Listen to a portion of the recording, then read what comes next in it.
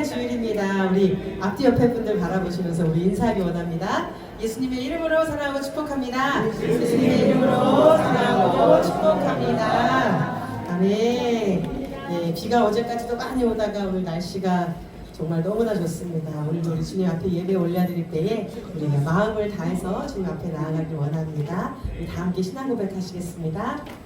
전능하사 천지를 만드신 하나님 아버지를 내가 믿사오며 그 외아들 우리 주 예수 그리스도를 믿사오니 이는 성령으로 잉태하사 동정녀 마리아에게 나시고 본디오 빌라도에게 고난을 받으사 십자가에 못 박혀 죽으시고 장사한 지 사흘 만에 죽은 자 가운데서 다시 살아나시며 하늘에 오르사 전능하신 하나님 우편에 앉아 계시다가 저리로서 산 자와 죽은 자를 심판하러 오시리라. 성령을 믿사오며 거룩한 공예와 성도가 서로 교통하는 것과 죄를 사하여 주시는 것과 몸이 다시 사는 것과 영원히 사는 것을 믿사옵나이다. 아멘.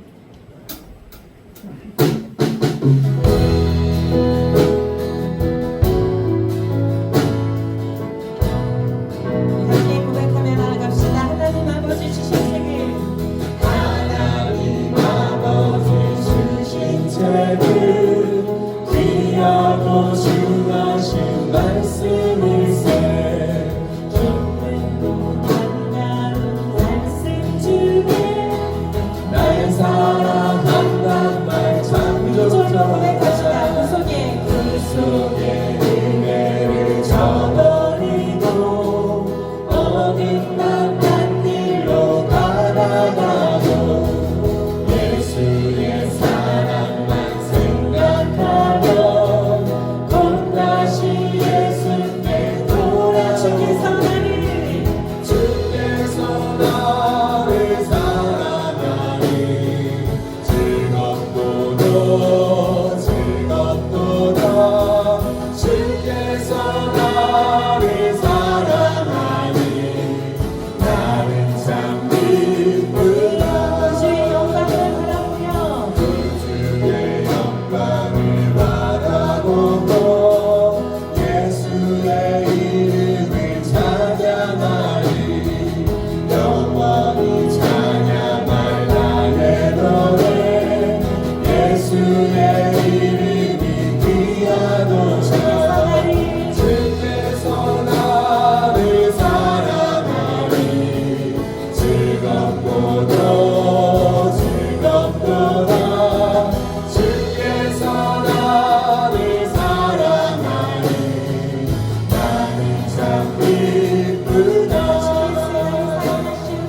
주 예수 날 사랑하시오니 난 또한 예수를 사랑하네.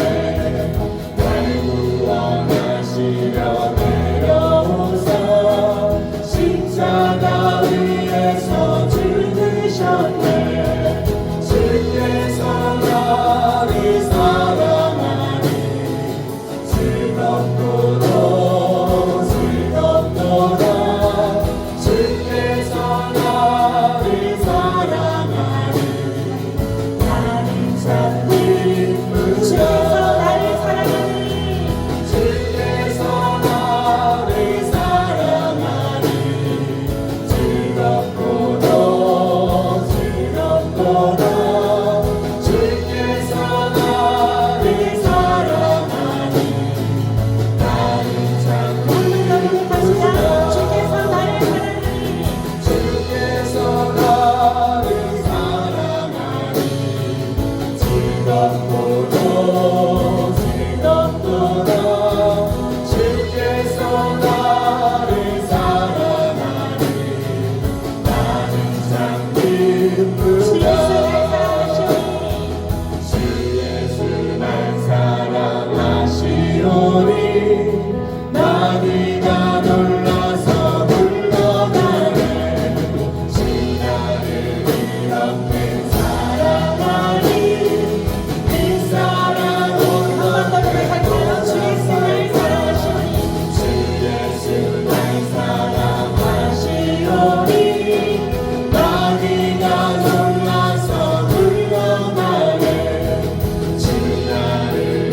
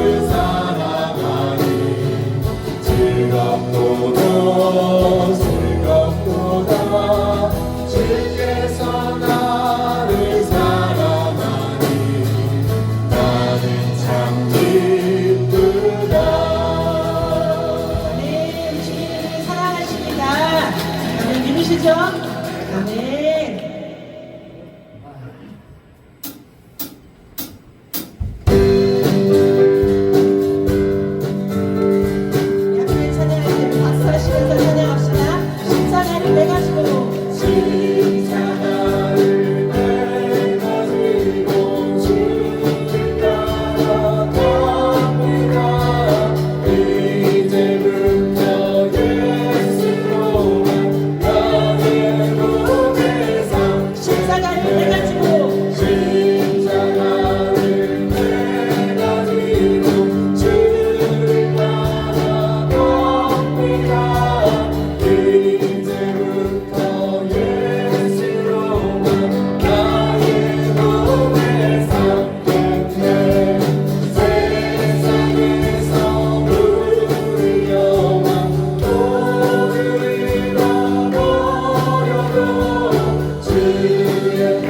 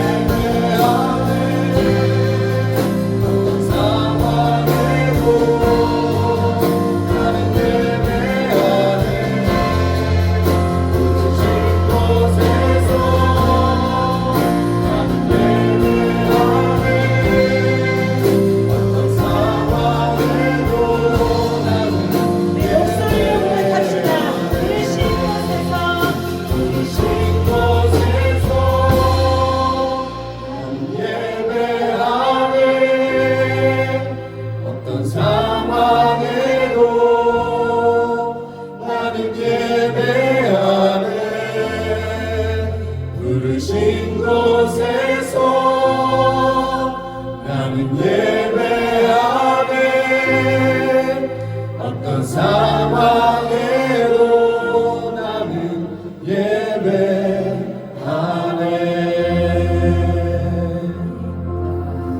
그렇습니다. 우리가 주목하는 것은 보이는 것이 아니요 보이지 않는 것이니 보이는 것은 잠깐이요 보이지 않는 것은 영원함이라. 아멘. 믿으십니까? 우리가 오늘을 살아가면서 또 한 주간을 살아가면서 우리가 무엇을 바라보고 무엇을 주목하며 살아갔는지 우리가 이 시간에 다시 한번 점검하며 나아가길 원합니다. 우리 금요일날 우리가 간증을 통해서도 말씀하셨던 것처럼 정말 그 말씀이 그 생명의 말씀이고 그 말씀이 우리를 인도하고 나아가는데 과연 우리가 한 주간을 살아가면서 얼마나 말씀을 대하고 또 그 말씀을 살아내려고 노력했는지 정말 우리가 이 땅에 속한 자인지 하늘에 속한 자인지 우리가 다시 한번 점검하며 나아갔으면 좋겠습니다. 우리가 그 조혜련 집사의 간증도 참 많이 들어서 알고 있는데 그 조혜련 집사의 어머니가 성경을 읽으면서 그런 말을 하셨다고 하시더라고요. 내 나이가 이제 너무나 많이 되어서 주님을 보러 갈 날이 얼마 남지 않았는데 내가 이제는 TV 볼 시간도 없고 다른 거 할 시간이 없고 오직 주의 말씀만 집중해서 나아간다고 하면서 종일 말씀을 읽으며 나아간다고 하는데 사실은 우리도 새벽에 소리내서 말씀을 읽으며 나아가지만 그 소리내서 말씀을 읽는 것 자체가 굉장히 어렵거든요. 저도 목사님 따라서 소리내서 읽다가 다시 눈으로 가다가 장로님 목소리 또 들리면 장로님도 소리 내시는데 나도 소리 내야지 했다가 다시 또 눈으로 읽었다가 또 못 일어나는 날도 많고 그럼 또 뒤늦게 또 다시 따라가면서 읽으면서 내 육신을 칠 때가 많은데 정말로 우리가 주목하고 우리가 바라고 천국을 가는 자들이 우리가 맞다면은 그것에 합당한 삶을 우리가 살아야 될 줄로 믿습니다. 그래서 우리가 이 시간 기도할 때 주님 그렇습니다. 우리 가운데 선포해 주신 말씀처럼 우리가 정말로 올해는 새롭게 변화되기를 원합니다. 그래서 이 세상 것이 아닌 땅의 것이 아닌 하늘의 것을 구하며 하늘에 속한 자의 삶을 살아가는 우리 거룩한 새 시온교회 모든 성도 되게 하여 주시옵소서. 우리 그런 마음으로 이 시간에 주님의 이름 한번 부르며 기도하며 나아갑시다. 주여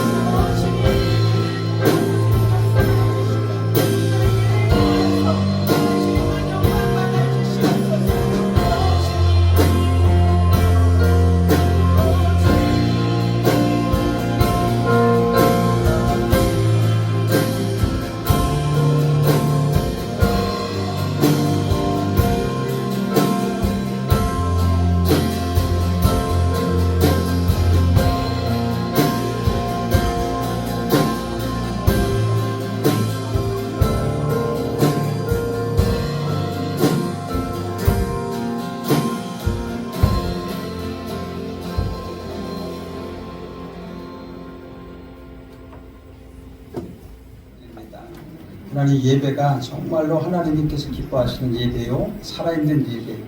하나님, 우리가 그냥 의식적으로 드려지는 주일 예배가 아니라 하나님 온전한 정말로 우리의 삶의 예배가 된 것이 연장선상이 되는 그런 예배가 될 수 있도록 도와주시옵소서.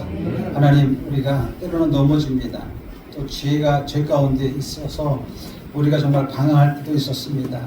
하나님, 낙심할 때도 있었습니다.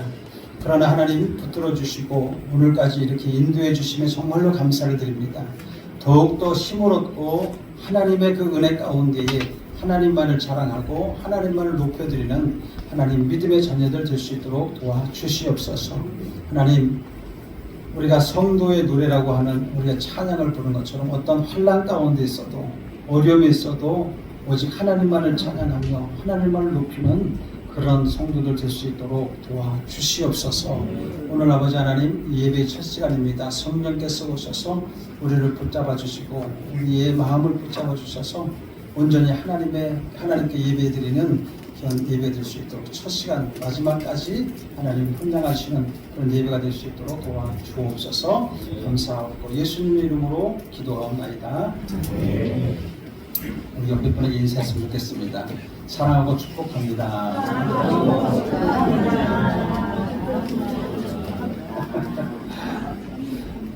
정말로 사랑하고 축복합니다. 네. 자, 아유, 여전히 많죠. 너무 좋네, 그죠? 사랑스럽죠? 네.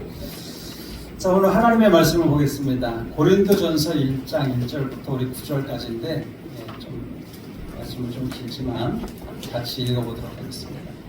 고린도전서 1장 1절부터 9절까지입니다. 네. 자, 우리 한 목소리로 같이 합독해 올리겠습니다. 시작.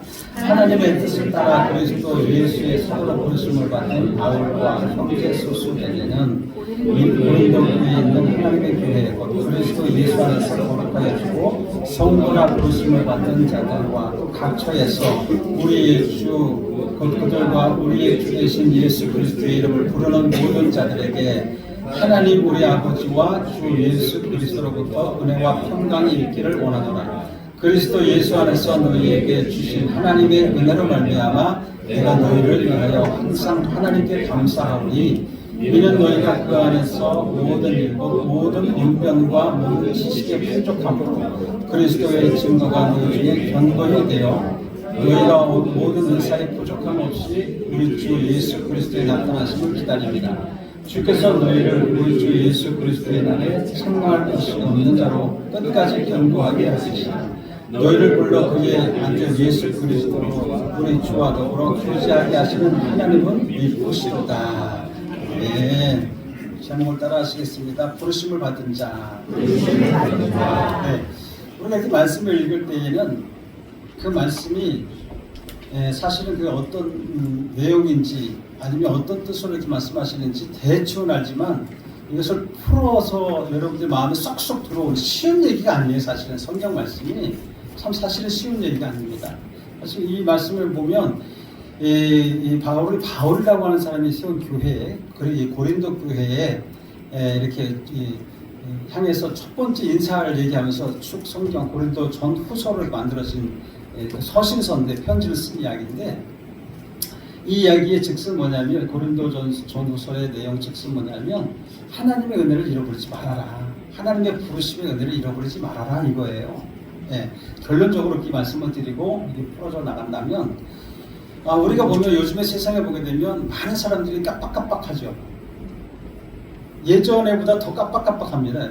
깜빡깜빡 형광등도 아니고 깜빡깜빡 뭐가 깜빡깜빡거릴까? 갑자기 핸드폰을 아침에 오려고 교회 오려고 했는데 핸드폰을 어디다 두고 왔는지 막 방황하면서 찾아보신 분 오늘 아침에 계신가 혹시? 그런 분도 계실 수도 있어요. 저도 아침에 보면 핸드폰이 도대체 어디 있는지 막 찾아서 헤매고 그러다 보니까 방송실에 있더라고. 어떨 때 보면 손에다가 핸드폰을 치고 도대체 내 핸드폰 어디 갔어? 여보 핸드폰 좀 찾아줘봐. 내 핸드폰 어디 있지? 뭐 그러다가 이제 여기 스마트폰이니까 여기다가 이렇게 좀 워치폰으로 딱 찾아보려고 하다 보니까 손을 들고 있는 거예요. 이렇게 깜빡깜빡거려요. 또 역시 여러분들 아마 경험해 보신 분도 계시겠지만 혹시 냉장고 속에다 집어넣고 찾아보는 계신가요? 아, 여기 끄떡끄떡 하시는 분 계시네. 깜빡깜빡해요. 우리가 보면 점점 더 그래요. 이것은 어떻게 보면 참 우리 육신이 연약한 것을 알 수가 있어요. 우리 육신이 연약해가지고 너무나 많은 것을 잊어버려요. 혹시 지난주에 말씀 제목이 무엇인지는 생각 다 하시겠죠? 물어보지 않겠습니다. 많이 잃어버린 우리 계신 분, 막 찾고 계신 분도 막 계시고, 도대체 뭐였지? 유튜브로 막 찾아보신 분도 계시겠지만, 그럼 당연한 거예요, 사실은. 잊어버릴 것은 잊어버리세요. 잊어버릴 건 잊어버려요.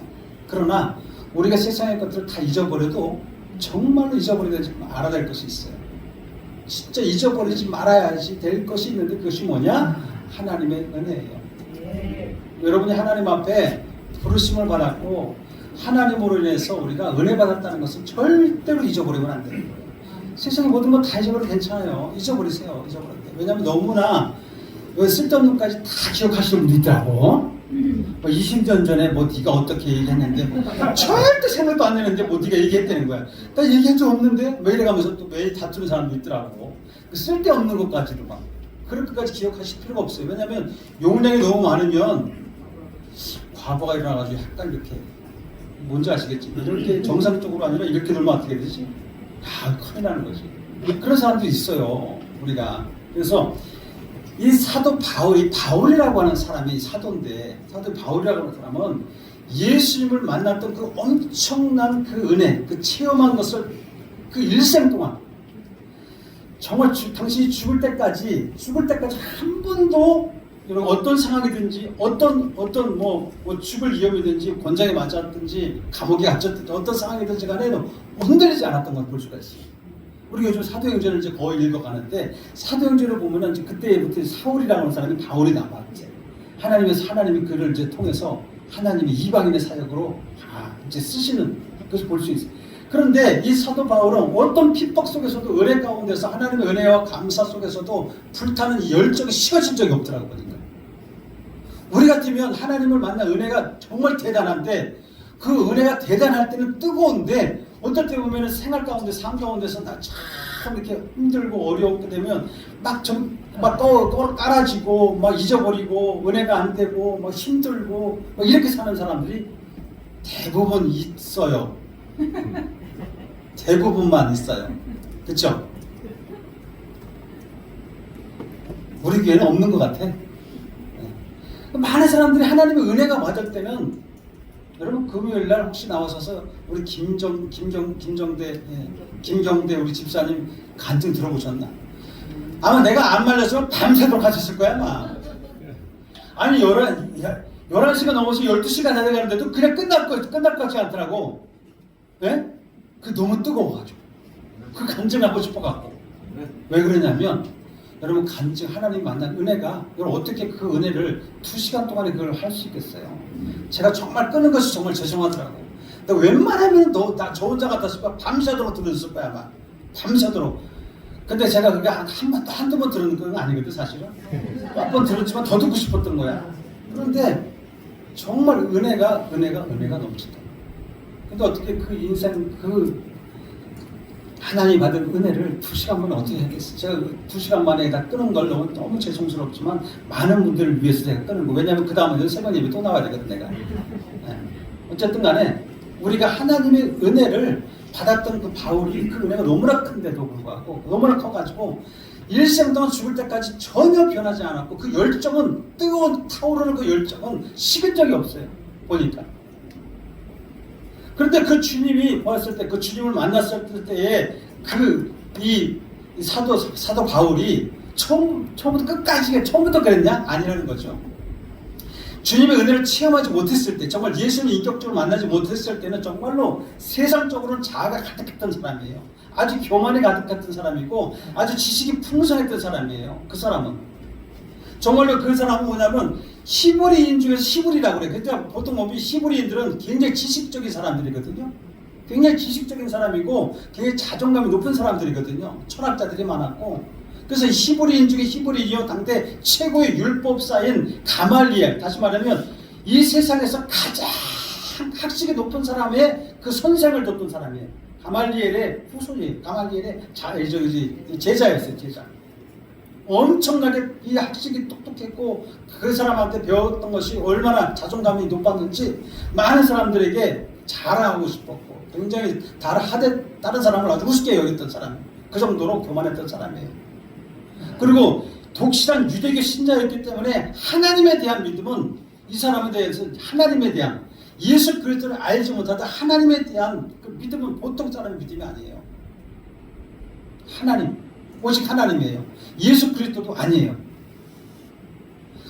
하나님께서 말씀하신 구약에 말씀하신 메시아가 분명히 어떤 자기 생각으로 자기 지식으로는 사람으로 올 수 없었던 거예요. 그런 사람으로 오신 그 예수님을 갖다가 따르던 그 사람들, 그리고 예수님이 당신이 스스로 메시아라고 하는 사람, 메시아라고 하는 그 예수 그리스도, 그리고 그걸 추종하는 따라다니는 모든 사람들 다 어떻게 생각했어요? 자기가 생각으로는 이게 말도 안 되는 얘기예요. 그 당시 2단 중에 상 2단이었어요. 예수 믿는 사람들, 예수를 따르는 사람들을 상 2단으로 생각했던 거예요. 자기 이성적으로 생각할 수가 없던 거예요. 그러니까 그런 사람을 잡아서 어떻게 해야 돼요? 핍박하고 잡아서 박해하면서 감옥에 쳐넣는 일을 최종적으로 했던 사람이에요. 얼마나 열정적으로. 하나님에 대한 그 믿음이 너무나 유대교에 대한 율법이 자기 안에 가득했기 때문에 예수님에 대한 그것은 전혀 그것이 말도 안 되는 소리였어요.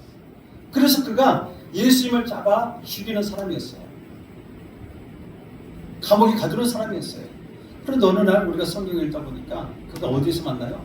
다메섹이라고 하는 그 길에서 하늘에서부터 강한 빛이 임하여서 그가 갑자기 말에 떨어지면서 눈이 멀어버려요. 3일 동안 눈이 멀어버리면서 하나님 붙여주신 사람 아나니아를 통하여서 눈이 벗겨지면서 여러분 눈이 감겨져서 전혀 볼 수 없는 상황, 아무것도 할 수 없는 상황. 여러분 자기가 아무리 똑똑하고 아무리 자기가 기술이 있고 실력이 있고 아무리 자기 방법이 강하다는 사람이라도 눈이 멀어버리면 아무것도 못하더라고요. 아무것도 못해요. 그런데 그게 하나님께서 붙여주신 아나니아라는 사람을 통해서 눈이 벗겨지면서 3일 만에 눈이 벗겨지면서 비닐 같은 것이 떨어지면서 그때부터 하나님이 보이기 시작합니다. 예수 그리스도가 보이기 시작한 거예요. 그래서 하나님이 그때 천둥과 번개같이 그렇게 내리치는 그 빛으로 인해서 그가 눈을 멀게 했을 때 누구십니까? 했을 때 하나님이 네가 나를 핍박하는 네가 나를 핍박하는 내가 예수다라고 하나님이 말씀하시는데 그것은 많은 사람들은 천둥소리와 같이 들렸지만 그에게는 정확하게 하나님의 음성으로 들렸던 거예요. 네가 나를 핍박하는 네가 나를 핍박 나는 예수다. 그때부터 예수님의 제자로서 살아가는 걸 볼 수가 있어요. 그렇게 살아가면서 그는 3일 동안 아무것도 먹지 못하고 식음을 완전히 전폐하고 여러분 그랬던 그 사람이 이제는 하나님께서 뭐라고 그러냐면 이 아나니아를 통해서 이방인들 유대인들이 아니라 이방인들과 임금들과 이스라엘 자손에게 전하기 위한 복음을 전하기 위한 하나님의 선택한 종이라는 사실을 알게 돼요. 하나님의 부르심을 받은 거죠. 하나님의 부르심을 받고 이제 이 세상에 정말 수많은 죄인들을 위해서 정말 십자가에 달리신 예수 그리스도를 향해서 복음을 전하는 전도자로 살아가는 걸 볼 수 있습니다. 하나님은 어떤 사람입니까, 여러분? 여러분 사도 바울이라는 사람은 정말 하나님의 사랑, 다시 말하면 예수 그리스도의 사랑이 가득했던 사람이에요. 예수님을 알고부터는 예수님이 여러분 어떤 분이세요? 여러분 우리는 죄에서 죽을 수밖에 없는, 그래서 우리 영원한 멸망의 자리에서 사망의 자리에서 생명의 자리로 옮겨진, 그래서 영혼들을 사랑하는 그 예수님의 그 사랑을 사도 바울은 그대로 마음에 품게 됐던 거예요. 그래서 영혼들을 향한 사랑이 너무나 컸어요. 그래서 오히려 그는 영혼을 사랑하는 마음이 있기 때문에 항상 어디에 갇혀있든 간에 만약 곤장을 두들겨 맞든 간에 피가 멍이 들고 엉망이 되더라도 그 사람은 항상 하나님의 뜻에 따라서 그 뜻을 표틀에 삼아가지고 소망을 가지고 살았던 사람이었기 때문에 정말로 영혼을 위한 사랑만큼은 정말로 저버리지 않는 사람, 예수님의 마음, 예수님의 심장을 가졌던 사람이에요. 그래서 이 고린도 교회뿐만 아니라 빌립보 교회도, 데살로니가 교회도 여러 교회를 이방인 교회를 많이 세웠는데 빌립보 교회들에게도 그가 한 말이 있는데 빌립보서 1장 8절에 보면 이렇게 말씀하고 있어요. 내가 예수 그리스도의 심장으로 너희 무리를 얼마나 사모하는지 하나님의 내 증인이시라. 여러분 주의 종은요 사도로 부르심을 받은 사람이나 특히 여러분들이 리더예요. 가정에서도 리더예요. 회사에서도 리더예요. 가정에서 여러분 리더예요. 여러분들은 어디에서든지 여러분 부르심을 받은 사람들은 믿지 않는 사람들을 끌어갈 수 있는 리더가 돼야 됩니다. 저는 어저께 이 영화를 하나 봤는데 우리 선교사님하고 봤는데 하이제킹 비행기를 이제 북한에서 납치하는 북한 아이가 아니라 이제 사람을 억울하게 하면 안 되겠더라고. 강원도에 옛날에 실제적인 실화를 바탕으로 한 영화예요. 하이제킹이라고 하는 영화인데 옛날에는 비행기 안에 담배를 폈더만 조종사도 담배 피고 승객들도 담배 피고 아무렇지도 않았더만 그리고 폭탄도 막 타고 갖고 타더만 검사를 안 하니까 강원도에 사는 애가 이제 이 빨갱이라고 이제 막 이렇게 몰린 거야 경찰들한테. 그러니까 너무 억울한 거야. 억울해가지고 그러면 좋다. 내가 그러면 이 비행기 납치해가지고 북한 넘어가리라. 북한에 넘어가면 2만 달러를 받을 거니까. 라고 해가지고 비행기를 타고 하다가 속초에서 서울로 가는 비행기를 타고 올라가다가 그걸 납치해버리는 거야. 폭탄 가지고 청년이 22살 먹은 청년. 이거 실화예요. 실화를 바탕으로 만들었더라고. 그런데 내가 이제 얘기하고자 싶은 것은 뭐냐, 이 땅 길로 갈까봐.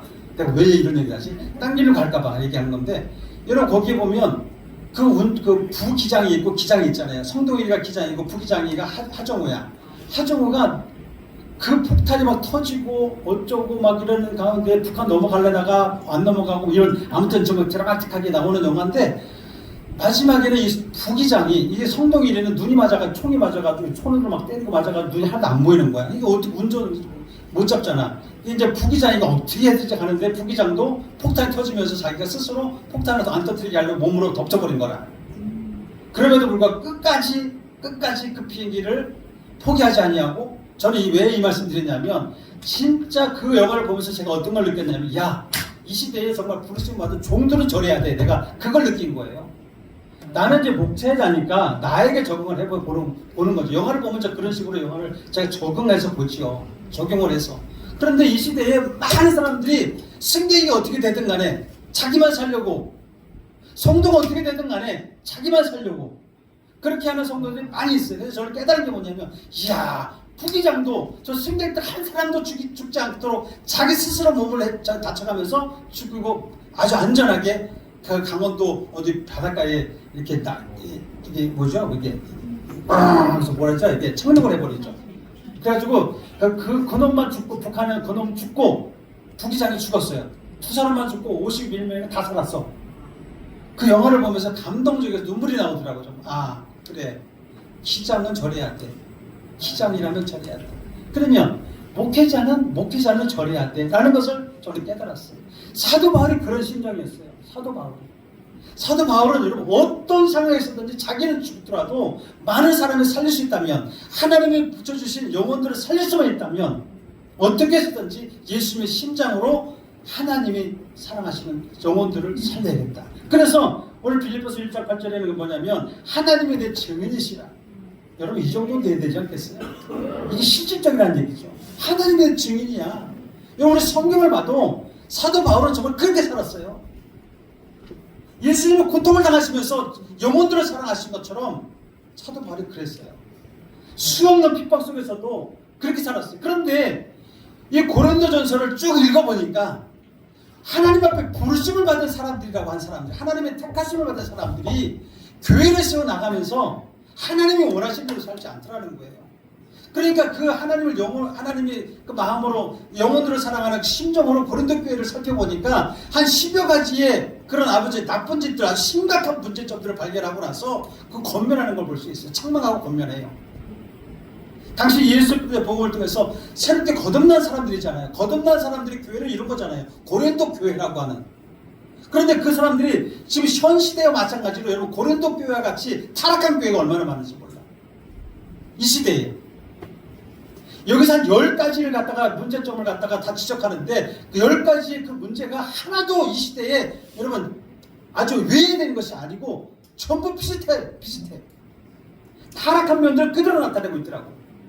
심지어는 보면 교회가 거룩한 사람들의 모임인데, 부르심을 받은 하나님의 부르심을 받은 성도들의 모임 그 교회인데도 불구하고 정말 음란하고 부도덕하고 거짓말하고 막 악하고 이런 것들이, 예수 믿는 사람 이렇게 함으로써 교회가 어떻게 되냐면 이방인, 예수 믿지 않는 이방인들로부터 조롱거리가 된다는 것이죠. 교회라고 부르기에는 정말 민망할 정도로 성경을 읽어보니까 막 그냥 악한 것들이 드러난 것을 볼 수가 있어요. 교회가 하나님의 사랑으로 하나가 되지 못하고 막 분열해요. 파벌로 나눠져요. 아볼로파, 게바파, 바울파, 그리스도파. 교회가 이렇게 갈라지면 되겠습니까? 야당, 여당만 갈라져도 그것도 좀 문제인데 네 가지로 갈라져. 네 가지로. 교회가 당파를 이루면서 어떻게 되냐? 당파 이루어진 것뿐만 아니라 막 그렇게 이루면서 분쟁을 일삼아요. 막 우리 개바파가 맞아, 아볼로파가 맞아, 바울파가 맞아, 그리스도파가 맞아 이래가면서 교회들이 막 심각한 분열을 이루면서 막 분파를 이루고 분쟁을 이루고. 여러분 십자가 교회 그 진리를 깨닫지 못하고 세상의 것을 막 의지하고 막 자랑하다 보면은 자연히 여러분 이 세상의 지혜로 가득함으로 인해서 교만함과 무지함에 빠질 수가 있어요. 진짜 여러분들이 하나님의 부르심을 받은 자들이라고 한다면 하나님의 사랑이 가득해요. 사도 바울과 같이 하나님의 사랑, 하나님의 심장으로 살아야 돼요. 여러분 성경에 보니까 고린도 교회의 어떤 문제점이 가장 심각한 문제 뭐냐면 아들이 아버지의 축을 강간해요. 근친 상간의 죄까지 저지르더라고. 교회 안에서. 그러니 교회의 존재 가치가 완전히 자체를 막 흔들어버리는 정말 그런 심각한 문제가 아닐 수가 없어요. 이러한 심각한 상황에서 교회에서 진짜 고린도 교회에 정말 깨어있는 사람이 있다면 그걸 권면하고 책망을 해야 되잖아요. 이 시대에는 마찬가지예요. 교회가 여러분 막 그냥 교회에 어떤 부도덕한 일을 하고 잘못된 일을 하고 해도 사람들은 그 교회에서 사람들 눈치를 보느냐고 그 지적을 못합니다. 책망을 못하고 있어요. 그렇다면 여러분 교회가 교회로서의 힘을 잃어버리게 되는 거예요. 이런 교회의 문제점들이 지금 이렇게 일어나고 있는데 여러분 성도들 간에 이런 문제로 인해서 얼마나 아프고 얼마나 힘들어합니까? 교회라는 뭐냐면 하나님의 말씀을 근거로 해가지고 죄는 죄다 라고 선포하는 것이 교회예요. 그런데 여러분 교회에 가서 죄는 죄다, 당신 그렇게 살면 안 돼 권면하고 책망한다면 그렇게 하면 어떻게 될까? 시험 들어서 떠나. 교회가 바로 그 떠날까봐 못하는 거예요. 얘기를. 하나님을 두려워해야 되는데 이것이 지금 교회의 심각한 문제예요. 교회에서조차 이런 죄를 죄라고 선포하지 못하고 검정과 징계를 하지 않는 결과가 무엇일까요? 이로 인해서 복음의 문이 막혀버리는 거예요. 세상과 다를 게 없어요. 구별된 성도로서 사는 게 아닙니다. 그러면 세상으로부터 점점 손가락질 당하고 비웃음만 받게 되는 것이 교회가 되는 거예요. 이로 인해서 하나님의 영광을 가리는 엄청난 죄를 짓지 않겠습니까? 오늘날 이 고린도 교회를 향해 이 선포하는 사도 바울이 이 성경을 여러분 계속해서 읽어보게 되면은 이 바울이 바로 이 세대에 향해서 하는 말씀이더라고요.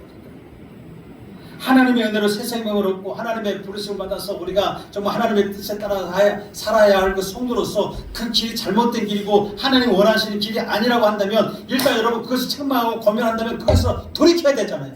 회개하고 돌이켜야 되잖아요.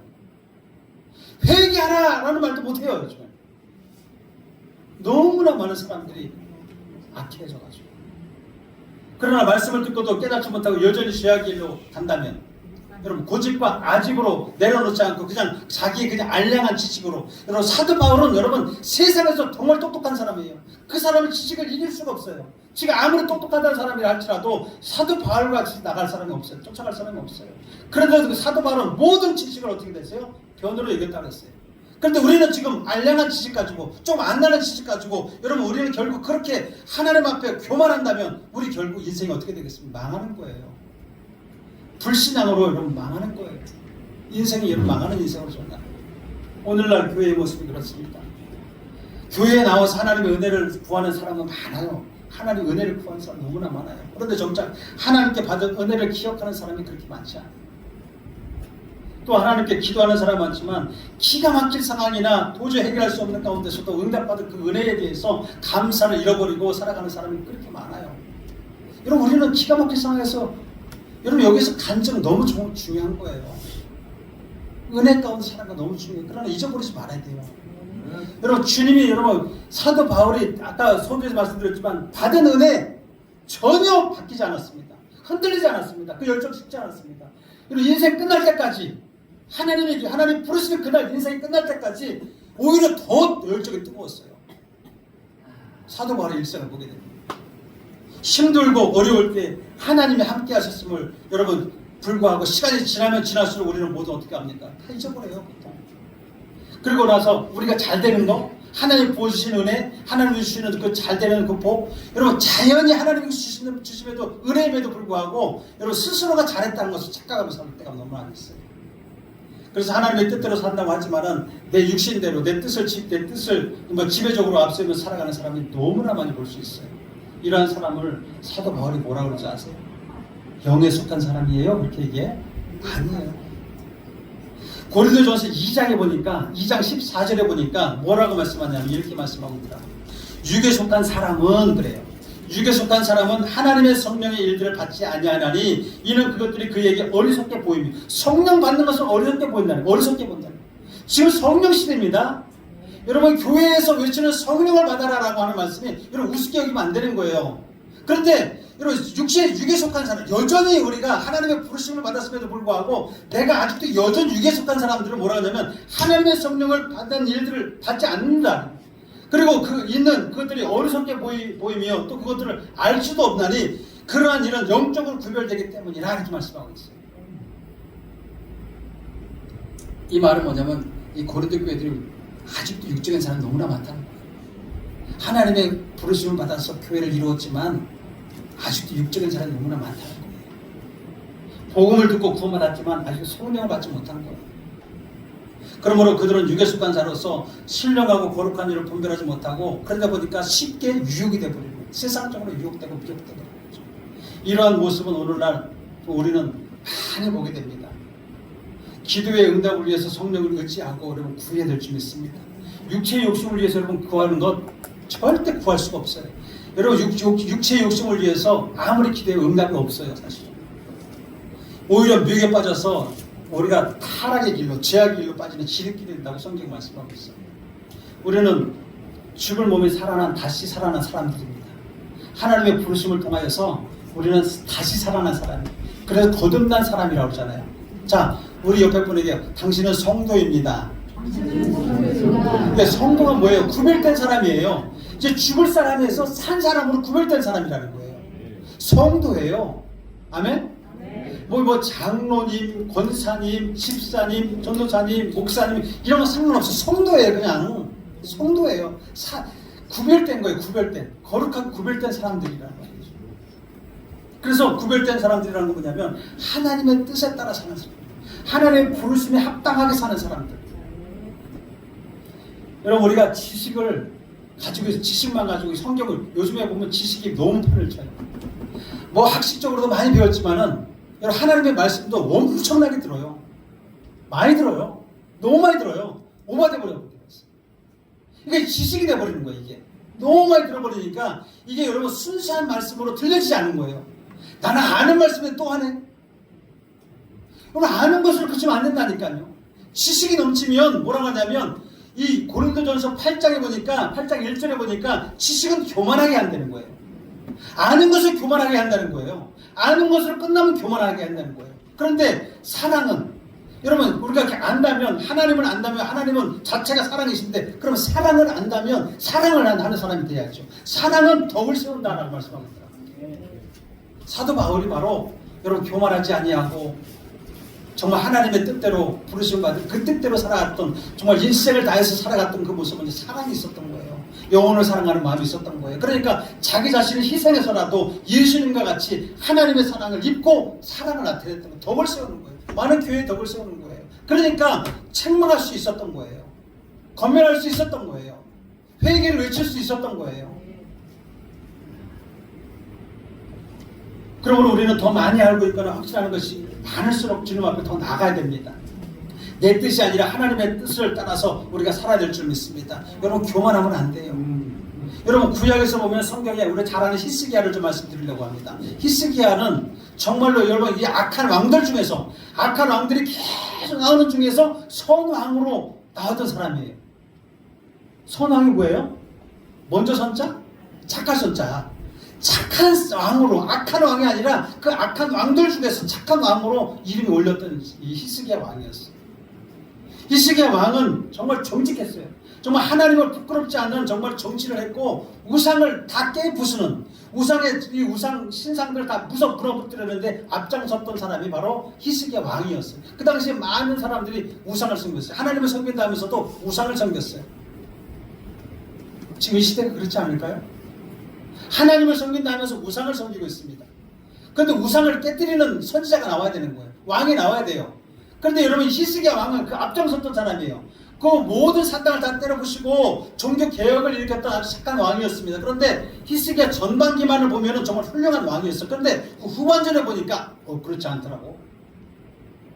계속해서 그게 첫 번째 그 선한 왕이면 끝까지 선하게 나가야 되는 거예요.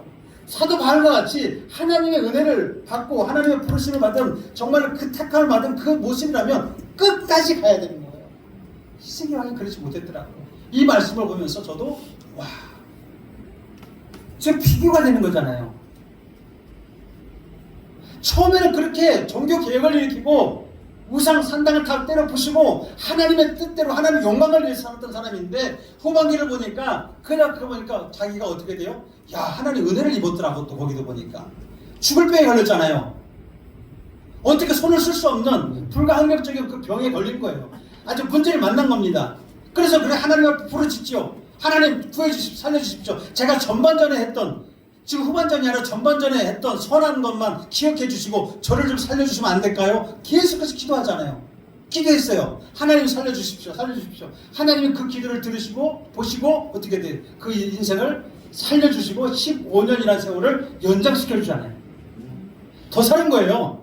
자, 여러분 보세요. 지금도 여러분 죽을 병에 걸리고 힘든 일이 걸려도 하나님 부르짖으면 여러분의 생명을 15년 연장시켜 주실 것을 믿으십니까? 하나님은 살리시는 분이세요. 하나님은 기억하시는 분이세요. 악한 것 기억하지 않았지만. 근데 여러분 보세요. 히스기야 왕이 이 역대하 32장 24절 25절에 보면 안타깝게도 정말 한 가지 오점을 남겨요. 보니까 그 교만을 통해서 온 이스라엘 유다가 다 망합니다. 한 사람이 왕이 교만하니까. 여기서 보니까 역대하 32장 24절 25절 보면 그렇게 말씀합니다. 그때에 히스기야가 병들어 죽게 되었으므로 여호와께 기도하며 여호와께서 그에게 대답하시고 또 이적을 보이셨으나, 야, 여기 이게 중요한 거야. 보이셨으나 히스기야 마음이 뭐예요? 교만해요. 그 받은 은혜를 보답하지 아니하므로 진노가 그와 유다와 예루살렘에 내리게 되었다. 여러분 이거 굉장히 이거 심각하게 받아들이셔야 돼요. 여러분 이걸 개인에게 한번 적용해 보세요. 만약에 여러분들이 하나님께 살려주셨어요. 회복시켜 주셨어요. 우리는 실수할 수 있습니다. 넘어질 수 있습니다. 죄질 수 있습니다. 그러나 하나님이 회복시켜 주시고 하나님이 여러분 고쳐주시고 하나님이 여러분을 승리케 해주셨는데 여러분 보세요. 이적도 보여주세요. 하나님의 표적도 보여주시고 기적도 보여주세요. 잘 되게 하세요. 그런데 그럼에도 불구하고 다 나으니까 그 마음이 어떻게 돼요? 교만해졌다. 여러분의 삶 가운데서 여러분 정말로 여러분의 삶이 그냥 되어지는 거 아니거든요. 자녀들 그냥 되어지는 거 아니에요. 여러분의 부가 그냥 되어지는 거 아니에요. 여러분의 건강 그냥 되어지는 거 아니거든요. 그런데 하나님이 그렇게 해주셨는데도 불구하고 교만하여 그 받은 은혜를 보답하지 아니함으로 뭐예요? 그 자신도 망하고 유다도 망하고 예루살렘도 망하고 가정도 망하고 사업도 망하고 자기도 망하고 다 망한다는 겁니다. 교만하지 마십시오. 죽을 병에 고침 맞았는데 정말 여러분 죽을 병에 걸쳐서 정말 어렵게 건강을 되찾은 거 아니겠습니까? 이뿐 아니라 왕궁에는요 하나님께서 막 복을 주시는데 창고가 가득했다 그랬어요. 집안에 가득한 금이 가득했다 그랬어요. 금과 은과 보석과 향품과 온갖 보석들이 가득 찼고 가축도 때를 이루어서 많을 정도로 그걸 가지고 있었다고 그랬어요. 하나님 주신 거죠.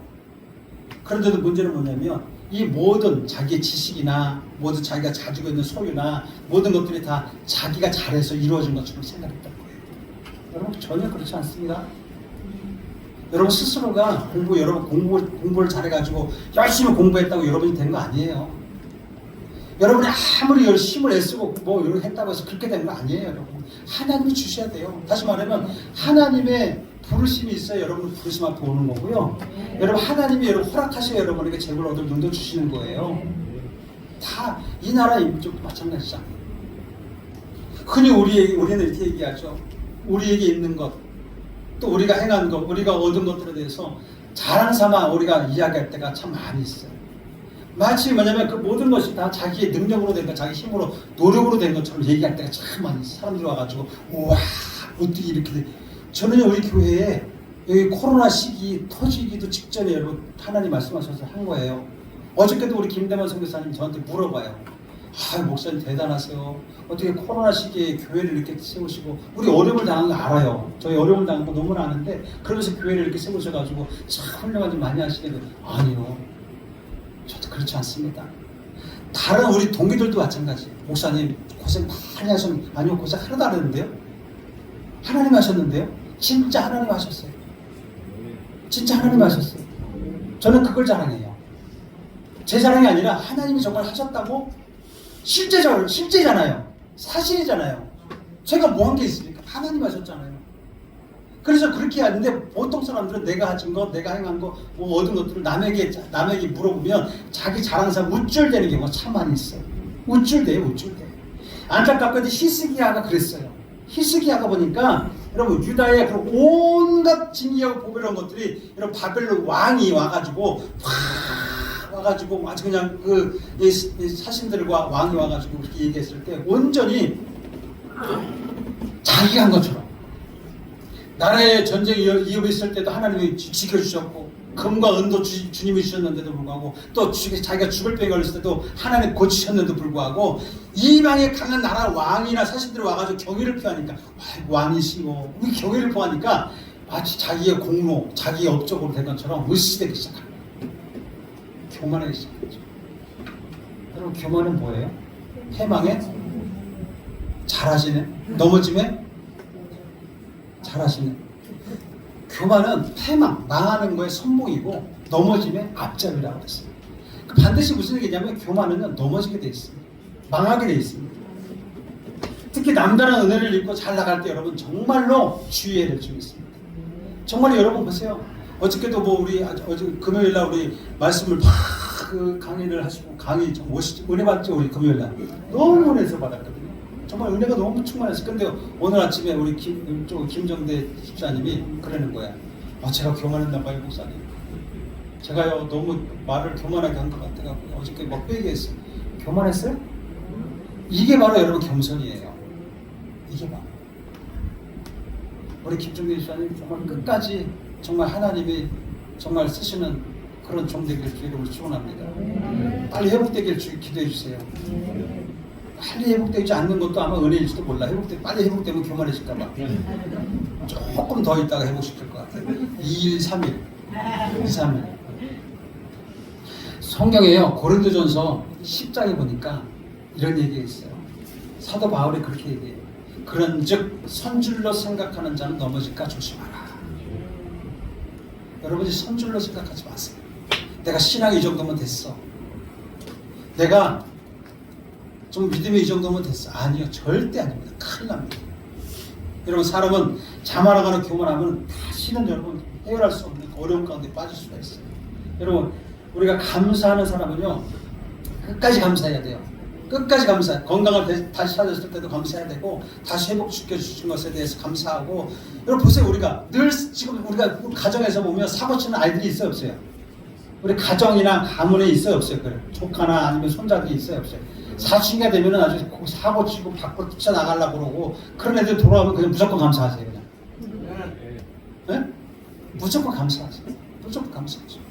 이 은혜를 죽어도 잊지 않겠습니다. 라고 감사하세요. 여러분 우리가 정말 잊지 말아야 될 것은 뭐냐면 우리가 진짜 어려울 때가 어려울수록 우리 은혜가 정말로 우리가 잊어버리지 않고 하나님 앞에 감사로 그냥 항상 감사하시기 바랍니다.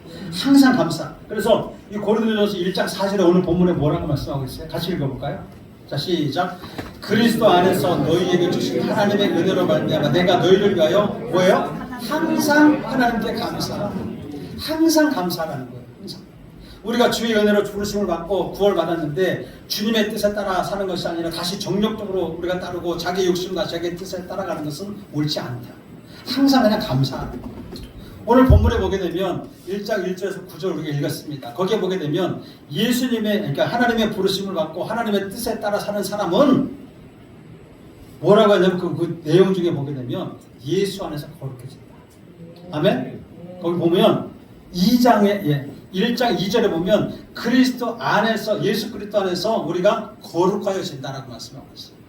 부르심을 입은 자들. 그럼 어떻게 돼요? 우리가 교만하지 말고 하나님의 사랑을 입고 더욱더 사도 바울같이 겸손하게 그렇게 나가야 될 줄 믿습니다. 그리고 또 보면 은혜와 평강이 넘친다. 3절에 보면 은혜와 평강이 넘치고, 그 다음에 4절에 보면 지식이 풍족하며, 그 다음에 모든 은사에도 부족함이 없다. 아멘. 여러분 각자에게 주신 은사가 있습니다. 섬기는 은사가 있고 찬양하는 은사가 있고 여러 가지 알 수 없는, 여러분만이 알 수 있는 그런 은사가 있어요. 그리고 많은 사람들에게 하나님의 영광을 나타내는 은사들이 있습니다. 그 은혜의 은사가 부족함이 없으면 풍족해진다는 거예요.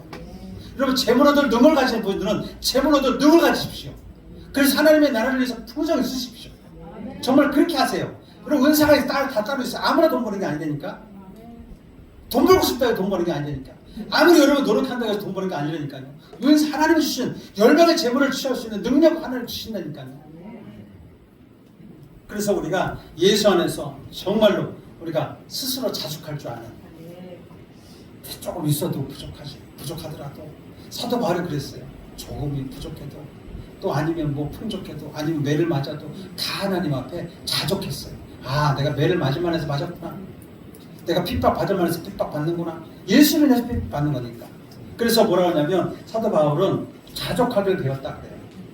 빌립보서 4장 11절에 보면 내가 궁핍함으로 말하는 것이 아니라 어떠한 형편에든지 나는 자족하기를 배웠다. 그래서 내게 능력 주시는 자 안에서 내가 모든 것을 할 수 있다. 아멘. 아멘. 그래서 우리가 사도 바울은 자신의 힘으로 도저히 할 수 없는 그 일들이 벌어진다 할지라도 어려움에 처한 일들이 성경을 읽으면 한두 번이 아니에요. 그러니까 너무나 많아. 그럴 때마다 바울은 하나님의 뜻으로 다 받아들였어요. 그거를. 여러분 우리는 어때요? 우리가 하나님의 부르심을 받았고 살았는데 하나님 부르심 받고 나를 갖다 불러놓고 왜 이렇게 어렵게 만드는 거예요? 왜 이렇게 힘들게 하는 거예요? 도대체 뭐예요? 라고 따지는지 못 따지는 분은 없겠지만은 그래서 여러분 속상해는 많이 하시잖아. 시험도 많이 들잖아. 그리고 교회를 나올까 말까도 하잖아. 사도 바울은 그러지 않았다는 거예요. 만족했다, 자족했다, 스스로 만족했다는 거예요. 스스로 그것이다. 그래서 로마 감옥에 갇혔을 때도 보니까 그 스스로 헤어날 수 없는 벽이잖아요. 감옥이잖아요. 보통 사람이라고 한다면 여러분 모든 것을 믿음으로 침략해버립니다. 감옥에 갇힌다고 한다. 로마의 감옥이나 빌립보 감옥이나 여러분 그냥 쇠사슬을 묶고 우리 김경대 일사님 말씀하신 쇠사슬을 묶이면은 여러분 진물도 난다는 까지 여러분 묵상하는 거 보세요. 우리는 이런 묵상이 그렇게 묵상 안 됐거든. 근데 여러분 쇠사슬에 묶였다고 생각해봐. 그 진물이 막 나오고 까지고 그런 까지 생각했다니까. 역시 감옥에 갔다 오신 분은 알아.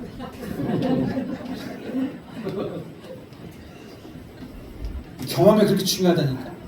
깨닫게 한다니까. 그렇게 깨달음이 크게 온다니까요. 그렇게 깨달음이 크게 와요.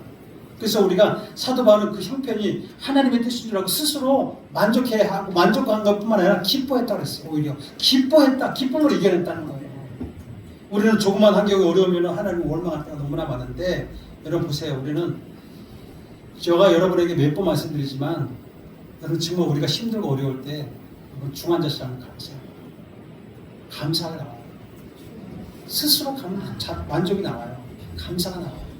정말 그분들에게 죄송하지만 그분들을 보면서 비교하라는 얘기가 아니라 오히려 내가 감사를 찾으라고 말씀드려요. 찾아요. 우리가 가진 건강을 부러워하면서 사는 사람들이 얼마나 많은지 몰라요. 내가 하나님의 형상으로 이 세상에 태어났다는 것은 그 하나만으로도 평생 감사하지 않겠습니까? 우리가 하나님의 부르심을 받고 하나님의 뜻에 따라 살아가는 주의 자녀라고 한다면 여러분 하나님 한 분만으로 만족합시다. 아멘? 천국에 소망 없이 그냥 그렇게 살아가는 거 말고 우리는 한 번 죽는 것이 정해진 것이고 그 후에는 뭐가 있다 그랬어요? 심판이 있다 그랬어요. 하나님 그렇게 말씀을 가르쳐주잖아요. 그러므로 우리가 기억할 것은 이 세상에 너무 분주하거나 너무 조급하게 살지 맙시다. 여러분 사도 바울이 고린도 교회 성도들에게 친절한 마음을 전하는 것을 우리가 성경을 보면서 살펴볼 수 있어요. 고린도전서를 여러분 우리가 1장 1절부터 읽어봤지만 여러분 시간 내셔서 오늘 내일 중에 한번 이렇게 몇 장만 읽어보셨으면 좋겠어요. 고린도전서 한번 읽어보시면 은혜가 너무 넘칩니다. 지금 우리가 말씀 읽을 때 지금 사도행전 읽고 이거 좀 이따가 읽을 건데 너무 저는 앞서가서 읽으니까 너무 은혜로워요. 여러분 그래서 우리 또한 복음으로 부르심을 받았어요. 하나님의 자녀로 부르심을 하나님의 부르심 없이 여기 올 자가 아무도 없었거든요. 그럼 우리 하나님의 자녀 맞아요. 그렇죠? 그리고 하나님의 사랑을 입은 자들 맞아요. 그러니까 하나님의 자녀로서 정말 여러분 우리 교회 공동체를 만들어 가는데 그냥 열매 없는 허무한 삶을 살지 말고 세상 일 때문에 그냥 하나님의 부르심과 하나님의 뜻에 따라서 소홀히 살지 말고 그냥 정말로 우리 하나님의 뜻에 따라서 합당한 열매를 맺어가는 그런 삶을 사십시다. 아멘? 아멘? 좀 변해야 됩니다. 뒤집지 말아야 됩니다. 거짓말하지 맙시다. 정말 진실하게 사십시다 우리. 아멘? 그래서 우리가 더 여러분이 변하고 거듭나고 그래서 이 땅에서 좀 나가서 이야 시온교회 거룩한 산 시온교회 다니더니 얼굴이 달라졌어. 그래서 나도 거기 가야지 뭐 이렇게 사람들 도전을 받는 그런 사람들 되지 않겠습니까? 아멘? 네, 그런 사람들 줄 믿습니다. 한 사람도 빠짐없이. 그래서 올해는 아마 이 교회가 가득 차고 차고 넘쳐가지고 막 그냥 하나님의 나라 하나님 기뻐하는 막 그런 교회가 될 줄로 믿습니다. 기도하겠습니다. 참 좋으신 하나님 아버지 감사합니다. 하나님 여기 부르심을 받고 하나님의 택하심을 입은 하나님의 사람들 하나님의 사랑을 입고 사도 바울같이 영혼을 사랑하며 정말 하나님 나라를 위해서 열심을 다하는 그 열정이 식어지지 않는 믿음의 사람들이 될 수 있도록 도와주시옵소서. 하나님 우리는 연약하지만 내 안에 성령께서 오시면 그 성령이 나를 주장할 줄로 믿습니다. 내 인생을 정말로 주님 앞에 모든 것을 다 드릴 수 있는 믿음의 사람들, 믿음의 공동체가 될 수 있도록 도와주시옵소서. 주께서 함께 하시는 믿사오며 예수님 이름으로 기도하옵나이다. 우리 이 말씀을 생각하면서 우리 주의 이름 한번 부르면서 크게 기도했으면 좋겠습니다. 하나님 내가 정말 부도덕한 삶을 살지 않게 하시고 죄짓지 않게 하시고 거짓말하지 않게 하시고 하나님이 정말 원하시는 그런 교회 공동체 부르심에 합당한 열매를 맺어 살아가는 하나님의 자녀 되기를 원합니다 라고 우리가 이 말씀을 생각하면서 이렇게 기도하면서 나가겠습니다. 우리 주의 이름 한번 부르고 기도합니다. 주여 오늘가신 하나님 아버지요 우리를 아버지 자녀 부르셔서 하나님의 자녀 삼아주시면 감사합니다. 하나님 주의 뜻을 살아가는 믿음의 사람들 되기를 원합니다.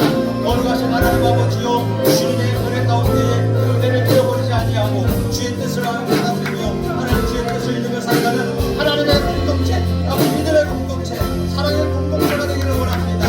아버지 하나님 한 사람 한 사람이 정말로 거듭나고 하나님 변하여서 아버지 구원에 아버지 하나님 정말 구원하시되 그 은혜를 잃어버리지 아니하고 주님 앞에 영광 올려드리는 그러한 삶을 살아가는 하나님 믿음의 공동체가 될 수 있도록 하나님 허락하여 주시옵소서. 아버지 교회의 모습이 세상으로부터 그 손가락질 나가는 것이 아니라 세상으로부터 칭송을 받고 아버지 사랑을 받는 그런 교회 공동체가 되기를 원합니다. 하나님 역사하여 주옵소서. 거만하지 않게 하여 주시고 아버지 하나님 여기가 가만하지 않게 하여 주시며 아버지 더욱더 겸손한 모습으로 하나님의 뜻을 이루어드리는 아버지 믿음의 공동체 사랑의 공동체가 되기를 원합니다. 주여 역사하여 주시옵소서. 거룩하신 아버지 하나님이여 하나님의 은혜를 도우려 믿어나가지 않게 하여 주시고 아버지 하나님 땅에 부족하기 때문에 아버지 조공하며 아버지 하나님 세상으로 나아가는 것이 아니라 하나님의 뜻 가운데서 하나님 말씀 안에서 우리가 거룩하게 살아갈 수 있도록 하나님 역사하여 주시옵소서. 오 주님 앞에 감사합니다. 성령 하나님 감사합니다. 할렐루야 할렐루야. 참으로 좋으신 하나님 아버지 감사합니다.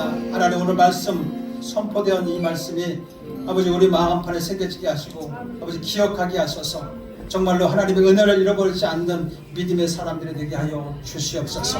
하나님 사랑의 공동체를 이루어 나가는 이 교회 가운데에 하나님 한 사람도 실족하지 아니하고 세상 가운데 마음 빼앗기지 아니하고 하나님의 나라 세워 나가는 믿음의 공동체의 협력자들 될 수 있도록 도와주시옵소서.